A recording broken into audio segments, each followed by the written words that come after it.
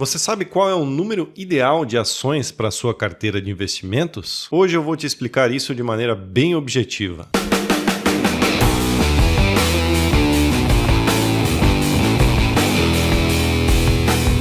Se tratando do número de ações na sua carteira de investimentos, a resposta é depende. O primeiro passo para você entender isso é a diversificação. Primeiro, vamos lembrar que uma carteira bem diversificada não é composta só por ações, mas por uma série de ativos como fundos imobiliários, renda fixa, investimentos no exterior e até mesmo reserva de valor, como por exemplo ouro ou Bitcoin. Então, certamente esse é o primeiro passo para você começar a entender essa composição de porcentagens dentro da sua carteira. Portanto, de nada adianta você ter um número de ações bem definido e não levar em consideração todo esse restante, né? Afinal de contas, a sua carteira de investimentos é esse composto de diversos tipos de ativos e diversificação dentro dos próprios tipos de ativos também, tá?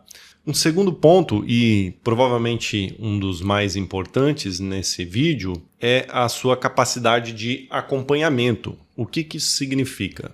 Se você tem, por exemplo, 10 ações, isso significa que você vai precisar acompanhar os resultados dessas 10 empresas, na minha opinião, no mínimo uma vez por ano. Então, você com o tempo vai observar, de acordo com o que você trabalha, com o tempo disponível que você tem, cada um tem a sua própria realidade, né? Você vai observar, você acha que consegue analisar mais de 10 empresas por ano ou a cada 6 meses? Beleza, na minha opinião, você sim deveria e poderia ter mais ações na sua carteira.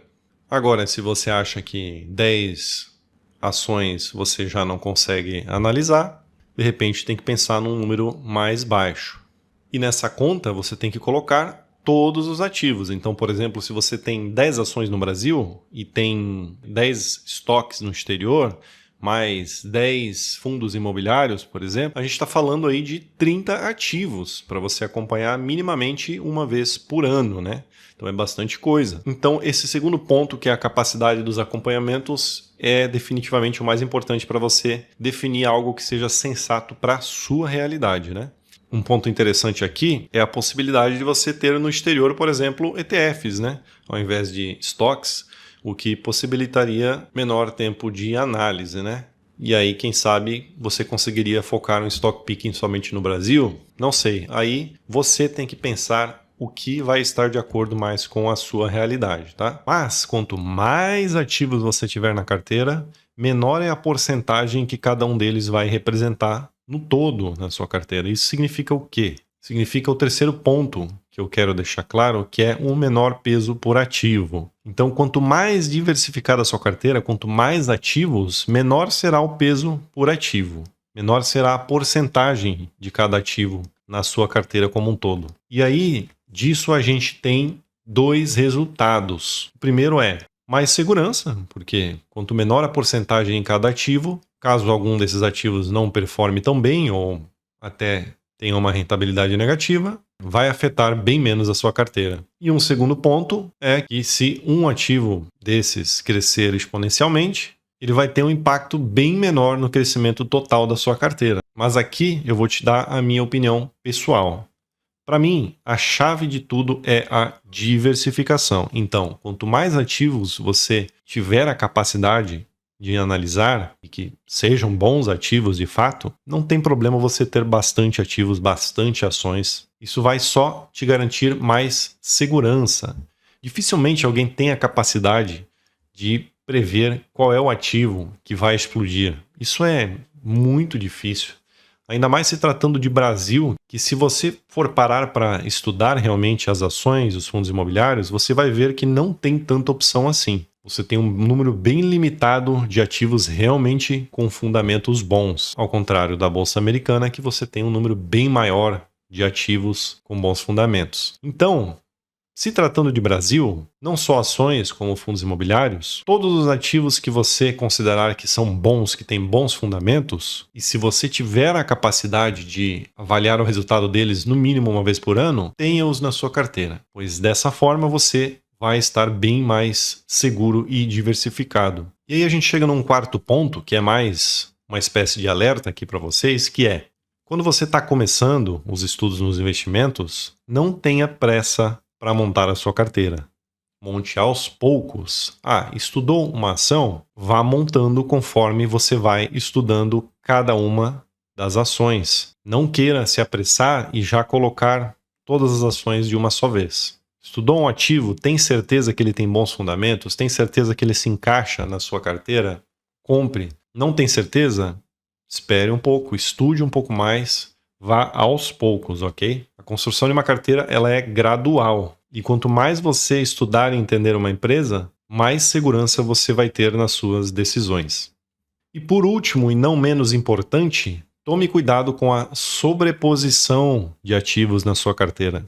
E aqui eu posso te dar 2 exemplos mais clássicos. O primeiro, se tratando de ações no exterior, é você ter uma empresa específica, como por exemplo Microsoft, Google, e você ter também um ETF que replique o S&P 500, por exemplo, em que já tem uma grande porcentagem dessa empresa dentro do ETF. Então aqui observe que você tem uma sobreposição do mesmo ativo. Então às vezes você acha que está com 2% de Google na sua carteira, mas talvez está com 4%, talvez está com 5%. Não tem nenhum problema você fazer isso de forma consciente. O problema é você não observar isso. E um outro cenário é você ter 2 ou mais empresas do mesmo setor, do mesmo nicho, tanto no Brasil quanto no exterior. Então, por exemplo, você ter 2 elétricas, né? Então, se acontecer algum tipo de sanção aí por parte do governo para esse tipo de empresa, você vai ter toda a porcentagem desses 2 ou mais ativos afetados na sua carteira. E isso é bem preocupante. O mesmo pode acontecer com bancos, com N outros setores, tá? Significa que você não pode ter 2 ou mais ativos do mesmo setor? Não. Uma estratégia para você contornar isso, por exemplo, é você ter uma menor porcentagem em cada um desses ativos, que no total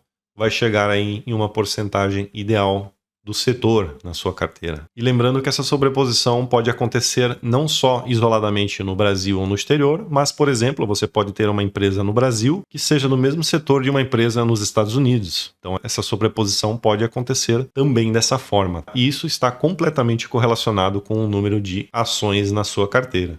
Então, eu acho que fica bem claro que por mais que muitos influenciadores aí deem números mágicos para vocês, 10 ações, 15 ações, 20 ações, a verdade é que você tem que entender a sua realidade, a sua capacidade de análise desses ativos, no mínimo de forma anual, e o contexto geral da sua carteira de investimentos. Eu, por exemplo, costumo não deixar nenhum ativo da minha carteira passar de 3% do total da carteira. Acabam a maioria dos ativos ficando aí entre 1% e 2%, mais ou menos, isso falando de toda a carteira, né? Ações, renda fixa, fundo imobiliário, estoques, tudo, reserva de valor. De forma geral, a maioria fica entre 1% e 2% da carteira e dificilmente eu deixo algum deles passar de 3%. Então, você pode usar isso como um exemplo para criar a sua verdade. Ainda para a gente finalizar, um ponto importante é você analisar a porcentagem por tipo de ativo dentro da sua carteira. Então, se você determinou, por exemplo, que você vai ter 30% em ações, 20% em fundos imobiliários, 40% no exterior, 10% em reserva de valor, enfim, estou falando números aleatórios aqui para você ter uma ideia. Você precisa respeitar essa porcentagem por tipo de ativo também. Isso também está completamente relacionado ao número de ações na sua carteira. O mais importante é você construir uma carteira equilibrada, diversificada e com bons ativos. E, acima de tudo, respeitar essa porcentagem que você determinou para cada tipo de ativo, de ação, de setor, e que você tenha a capacidade de analisar os resultados desses ativos, no mínimo anualmente. Eu espero que esse vídeo tenha sido útil. Eu vou deixar aqui na descrição alguns vídeos que explicam melhor essa questão dos seus estudos sobre investimentos. Comente aqui embaixo o que você achou, isso ajuda bastante a mostrar para o YouTube que a gente está trazendo conteúdo de qualidade para vocês, e até a próxima.